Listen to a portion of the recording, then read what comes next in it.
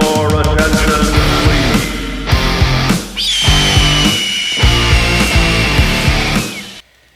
If you were a fan of the hair metal bands of the 80s, like I was, there is this list on the website Ultimate Classic Rock. And I tell you, I really like this website a lot. I refer to it a lot in some of my videos that I talk about. And I also follow this on my Facebook page as well. And I just love this. And so a couple days ago, I came across this article talking about the top 15 hair metal frontmen of the 80s. And I scroll through this list, and so let me share with you this list here. At number 15 is Don Dokken of the band Dokken. And in a previous video I talked about, he was in that documentary, Nothing But a Good Time. If you haven't seen that video, go check it out. At number 14 is Jack Blades of Night Ranger.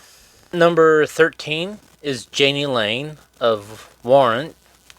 He was also mentioned in that documentary, and he is definitely missed with his passing. At number 12 is Kevin DuBrow of Quiet Riot, and that dude really knew how to be an outstanding frontman. At number 11 is Stephen Pearcy of Rat. He was also mentioned in that Good Time documentary.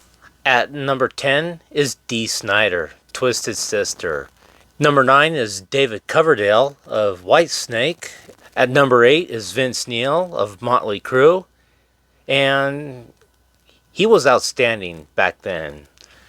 At number 7 is Bret Michaels, and Poison is still doing pretty good these days with their continuous tours. And the song Nothing But a Good Time, of course, there's a lot of things that come to my mind, and most notably of recent years is when Cobra Kai Season 1 started, and when Johnny was going to work. He turns on the radio, and Nothing But a Good Time comes on. That just really got Cobra Kai off to an outstanding start. At number 6 is Bon Jovi. Now I'm kind of surprised that he is a little bit low. I thought he'd be higher. At number 5 is Sebastian Bach of Skid Row, or formerly of Skid Row. At number 4 is Joe Elliott of Def Leppard. And these guys are still touring at an all-time high. At number 3 is Sammy Hagar. And that really kind of surprised me, if I'm being honest. He's good. He's an outstanding frontman. But for him to be higher than the likes of Joe Elliott, Sebastian Bach, John Bon Jovi, that's a little high for me. At number 2 is David Lee Roth. Now, this is so funny because you got Sammy Hagar at 3, David Lee Roth at 2. This is hilarious. 2 former frontmen of Van Halen. Now, I like both of them in Van Halen. And, of course, number 1, Axl Rose. He is definitely deserving of being number 1 of the top metal frontmen of the 80s. So that was the list. Like I said, some of them were a little bit too high, a few of them were too low, but all in all, this was a decent list.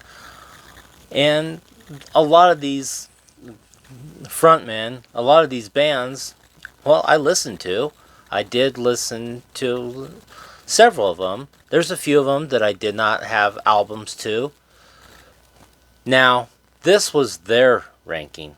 What is my ranking for the best hair metal frontmen of the 80s? I'm only going to give you 5 of them. At number 5 for me it's John Bon Jovi. At number 4 is Bret Michaels of Poison. At number 3 for me is Axl Rose of Guns N' Roses. At number 2 is David Lee Roth. And for me, my favorite of this list is Joe Elliott of Def Leppard. And so those were the 5 guys that I liked during the 80s. So let me know, what about you? Did you like any of these guys on this list? Who were your favorite hair metal frontmen of the 80s?